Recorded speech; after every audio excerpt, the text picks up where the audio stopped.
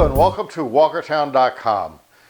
My name is Dwayne Walker. So as we step out from this lockdown, you can't help but wonder how this is going to be affecting businesses, especially with new regulations that may be coming up post-COVID-19. And so I've decided to reach out to some businesses to find out how they're coping and what steps they're implementing.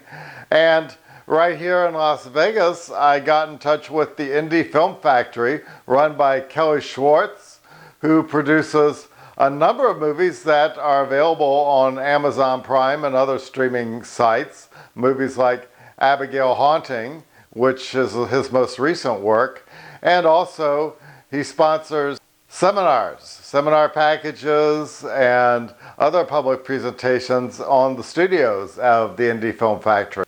So now that COVID-19 has come in, how is the Indie Film Factory coping? And so to find out, I had to go online with Kelly, and this is what happened. I'm online with Kelly Schwarze of the Indie Film Factory, and as Las Vegas prepares to open in a few weeks, I wanted to reach out to various companies to find out what they're doing to prepare themselves for the new reopening and how all the COVID-19 regulations might affect their business. So with Kelly here, how is the Indie Film Factory adapting to the new changes? I know that you give seminars and presentations from time to time at your studio, but you've since moved to online seminars. When do you anticipate a return to in-person events?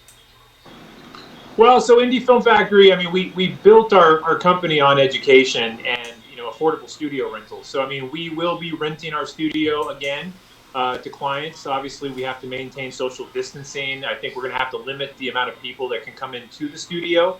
That's going to be a big thing. And then the other aspect in terms of communal or gatherings, in terms of workshops and mixers and things like that, I think we're probably going to have to wait a little bit before we do those things. I don't see us having a workshop, in-person workshop, for quite some time, but we are working on ways that we can still do some online video conferencing and workshops to our community, which in a way kind of expands what we were already planning to do. For those who aren't familiar with the Indie Film Factory, maybe you could tell us a bit about some of the seminars or presentations you have to the public regarding movie productions. So as Indie Film Factory covers, majority of the stuff that we cover is going to be based on micro-budget filmmaking. We like to promote the idea of filmmakers actually taking action and not waiting around for the perfect budget to come into, or the perfect monetary sum to come into their life in order for them to make content. We try to teach people how to make movies between the price range of $30,000 up to $80,000, and that's kind of our niche, if you will. So people that are producing $1 million independent movies, they may get some value from it, but it's not necessarily geared for that. We're there for the backyard filmmaker. Even before COVID-19 took us over, Las Vegas had plenty of magnificent scenery for all sorts of independent film productions. Everything from craggy mountains that remind you of the Forbidden Zone from Planet of the Apes to majestic mountains that you'd think of regarding John Wayne movies.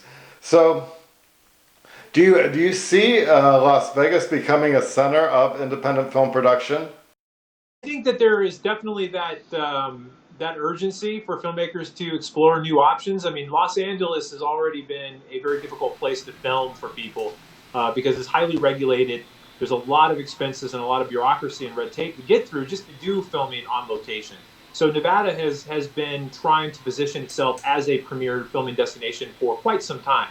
Obviously, with the tax film incentive that I should say, or still is currently underway, I think you may see a bit more diversification in terms of people coming to places like Las Vegas or Southern Nevada to shoot. We've always had great scenery, but it always depends on what the story is. I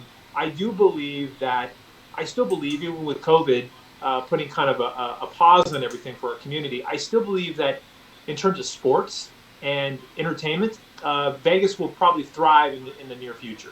And I think we will be a hub for whether it's scripted or non-scripted sports-related things. I don't believe the motion picture industry is affected by the winds of tourism, like most of the attractions in Las Vegas are. And for a lot of us, we're waiting to see what the MGM Grand is going to do, because if we don't have a heavy influx of tourists in, then our businesses won't survive on that. So how does this affect the indie film factory? There are obvious challenges, with any kind of like pandemic. I mean, when people can't get together. I mean, like Lionsgate just recently released a list of new guidelines post COVID that are going to be long reaching, and they're going to have a huge impact on how we do business. Everything from the types of things that we can or cannot do. There are even some cases and calls for us to eliminate action sequences or hand-to-hand combat sequences from movies. So I think there's going to be a big change in how we do things.